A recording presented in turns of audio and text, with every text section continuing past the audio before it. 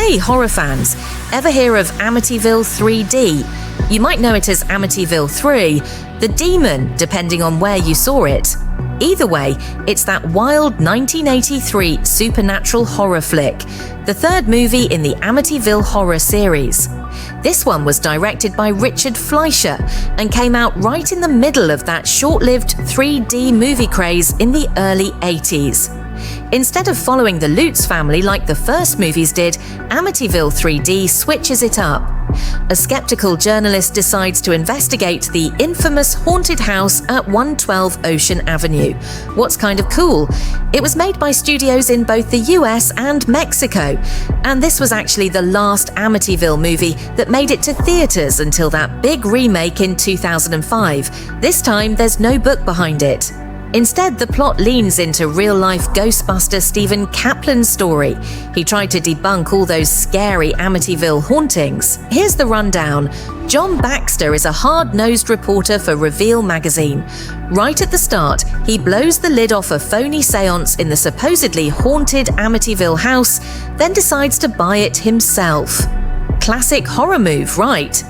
He doesn't care about the freaky reputation, he just wants some peace and quiet to finish his novel after a nasty divorce. Well, peace and quiet go flying out the window. His co-worker Melanie keeps warning him. His ex Nancy is extra worried, and his daughter Susan and her friends start running into some super creepy stuff tied to the house's messed up history. Eventually, John gets some paranormal experts to take a look, and surprise, surprise, they find out there's a demonic force living in the basement, thanks to an old, creepy well that basically serves as a hell gateway. How about the cast? Tony Roberts as John Baxter, the stubborn skeptic. Tess Harper as Nancy Baxter, his ex. Robert Joy as the paranormal guy, Dr. Elliot West. Candy Clark as Melanie, John's co-worker and maybe more. Laurie Laughlin, before she was Aunt Becky, as his daughter Susan. And Meg Ryan, showing up as one of Susan's pals, way before she became America's sweetheart. Some fun behind-the-scenes stuff.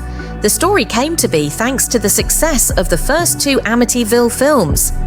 But, fun fact, the actual Lutz family sued the producer, so the filmmakers had to tiptoe around using their names or selling this as a straight sequel. And get this, the famous eye windows on the real-life house had been changed, so the crew had to get super creative with their camera angles. Most of the inside scenes were actually built in a studio in Mexico City. There's one car crash scene that was shot right on the city streets. Of course, the 3D wasn't always perfect. Critics pointed out you could spot some exposed wires, and some scenes ended up way too dark. And there's even a funny bit of trivia. To make the frost effect in one scene, they slathered the actors in warm wax. Talk about uncomfortable. The movie came out in November '83 with a PG rating and did okay in its first weekend, topping the box office. But compared to the first movies, it never really caught fire. Maybe all that 3D cheese wore thin. Home video releases added to the confusion. Some DVDs said 3D but weren't. Don't ask. There is a proper 3D Blu-ray though. Critics, not fans. It's holding a pretty sad 18% on Rotten Tomatoes, and most reviewers called it a rehash with lame characters and way too many cheap 3D stunts. A couple more fun tidbits. The wild basement frost scene still gets talked about, mostly because it looks so weird. It recently got featured on Svengoolie, and plenty of fans love making memes about how much they wish the franchise had leaned into Jodie the Pig. Bottom line, Amityville 3D is perfect if you're into goofy 1980s horror, weird effects, or just want to see what passed for scary when your parents were teens. It's not the best in the franchise, but for completists or retro horror fans, it's worth a watch, or at least a laugh. Obsessed with 80s movies? Then you've got to subscribe to Movies of the 80s for your daily dose of throwback movie fun.